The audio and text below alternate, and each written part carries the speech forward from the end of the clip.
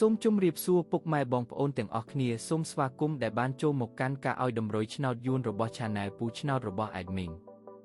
ថ្ងៃនេះ Admin មានលេខល្អៗសម្រាប់ចែកជូនពុកម៉ែបងប្អូនទាំងអស់គ្នាយកទៅផ្សងសំណាងឆ្នោតយួនថ្ងៃទី17 ខែមីនាឆ្នាំ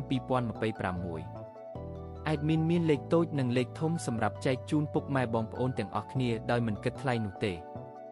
មុននឹងចូលទៅកាន់តម្រុយ Admin សូមឲ្យពុកម៉ែបងប្អូនទាំងអស់គ្នាជួយចុចជាវ Subscribe ឲ្យមេដៃនិង Comment ឲ្យ Admin ម្នាក់មួយផងទុកថាឲ្យកម្លាំងចិត្ត Admin ដើម្បី Admin ចេញនៅវីដេអូតម្រុយថ្មីៗសម្រាប់ចែកជូនពុកម៉ែបងប្អូនទាំងអស់គ្នាជាបន្តទៀតឥឡូវនេះពុកម៉ែបងប្អូនទាំងអស់គ្នាយើងចូលមកតម្រុយតែម្ដងចំពោះពីលេខឬលេខតូច Admin ឲ្យលេខ26 12 34 51ចំពោះ3លេខឬលេខធំប៉ុស ABCD Admin ឲ្យលេខ845គុណ268គុណ